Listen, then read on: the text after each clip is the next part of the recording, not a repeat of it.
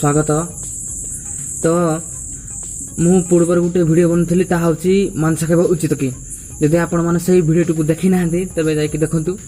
तो आज आम जाना आम जो प्रजनन रहित अंडा अंडा जो अंडा आम दुकान रू किणी आणु से अंडारू चिया कुकुड़ा चिया जन्म हुए ना आम जाना। तो थोड़े देखु थे गांधीजी प्रजनन रहित अंडा बा अमैथुनी अंडा विषय में प्रश्न उठाई धारणा थिला सबु अंडारू चिया हुंते ना जो अंडारू शावक जन्म नहीं पारे ताहा आम खाइबा नुहे प्रजनन गांधीजी कहते से प्रकार प्रत्येक अंडारे 25,000 सूक्ष्म छिद्र रही है एवं सही सूक्ष्म छिद्र माध्यम अम्लजान भीतर को जाए और अंगारकाम्ल बाहर को चले आसे। से सूक्ष्म छिद्र द्वारा अनेक प्रकार जीवाणु अंडा देह प्रवेश कर जाती जो अंडा को अमैथुनी प्रक्रिया रे कुकुड़ा जन्म दिए। अंडा उत्पादक कंपनी माने व्यापारिक लाभ उद्देश्य से अंडा को शाकाहार निर्जीव और अहिंसक अंडा कही शाकाहारी मान को विभ्रांत कर आसुछंती। तो अमैथुनी अंडारू कुकुड़ा उत्पन्न हो पारु नथिले मध्य ताको आलू सारू भली पनीपरिया कहुई पार नहीं कारण अमैथुनी होइतबा कारणरू एहा कुकुड़ार रजधर्मर परिणाम। हाँ सांग माने आउथर कहबाक जाउची कि एहा कुकुड़ार रजधर्मर परिणाम। रजधर्मर जपरि गर्भ हुए नहीं सेपरि से प्रकार अंडारू चिया हुंती नहीं।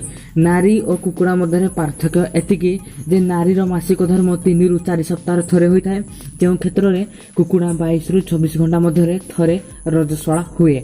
एणु ए प्रकार अंडार जीवन शक्ति नथिले मध्य यह कुकुड़ार आभ्यंतरण मैला कुकुड़ा ठारू ही जात होइथिबारु एहा फल नुहे प्राण संचार होई नथिबा भ्रूण। तो आसନ୍ତୁ जानिबा जे अंडा कहीं वर्जनीय। देखो प्रथम है एथिरे कोलेस्टेरोल मात्रा अधिक थाए जहाँ आम धमन को संकुचित कर देउथबारु आम हृदरोग आक्रांत हो पड़ू। नंबर 2 आम शरीर में कैंसर सृष्टि करुवा डीडीटी भली विषाक्त पदार्थ एथिरे मिलता है। नंबर 3 एथिरे नाइट्रोजन फॉस्फोरस एसिड और चर्बीर मात्रा अधिक थिबारु यह अम्ल रोग सृष्टि करे। नंबर 4 एथिरे कार्बोहाइड्रेट्स आदम नथिबारु और कैल्शियम मात्रा न्यूनतम थिबारु यह कोष्ठकाठिन्य गंतवाट भली रोग को जन्म दिए। नंबर 5 पिला मानक पई तो अंडा आदम उपयोगी नुहे कारण सेमानक कमल पाचन तंत्र रे अंडा आदम हजम होई परिबो नाही कारण एणु अंडा मिश्रित केक आमलेट आइसक्रीम बिस्कुट आदि देवा सेमानक अनुचित। नंबर 6 होची एथिरे सानमोलेला नामक एक जीवाणु व्यतीत कैम्पिलोबैक्टर नामक माइक्रोकोव देखा मिले जहाँ 8 मिनिट पर्यंत सीधा गले मध्य ए जीवाणु गुड़िक मरते नहीं और यह आम अंतनाड़ी में रोग सृष्टि करछंती। किछि वर्ष तले सांग माने इंग्लैंड रे अंडा खाइबा द्वारा हजार हजार व्यक्ति सानमोनेला रोग रे पीड़ित होइथिले। नंबर 7 होची जो माने नियमित अंडा खाते से सानमोनेला परि आउ गुटे रोग लिस्टोरियार शिकार होती। ए रोग परवर्ती समय मेनिनजाइटिस तथा फूड पॉइजन रूप धारण करे फल गर्भवती महिला गर्भपात किंबा गर्भस्थ शिशु रोगाक्रांत होबार संभावना रहे। नंबर 8 अंडा 8 सेंटीग्रेड रु अधिक तापमान रे 12 घंटा केवल रही पारे तापर यह सड़वा आरंभ करे और एथुरु जलीय अंश बाष्प आकार उड़ी जाए।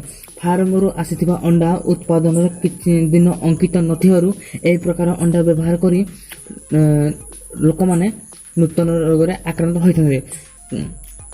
परवर्ती देशी अंडा मध्य रोगमुक्त नुहे कारण कुकुड़ा बाहर विष्ठा छेप खेकार खाई थाए।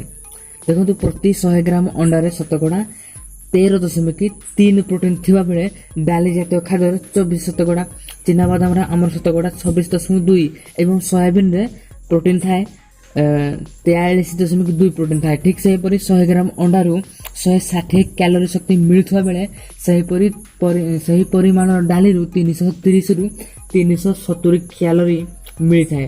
तैल बीजरू 450 रु 550 कैलोरी मिलता है और घी रु 900 कैलोरी पर्यंत पुष्टिसार मिलता है। जो क्षेत्र में अंडारे लौह कैल्शियम मैग्नीशियम एवं कार्बोहाइड्रेट भली उपादान न थाए एवं एही कारण एवं एही विभिन्न कारणरू आमको अंडा खाइबा अनुचित।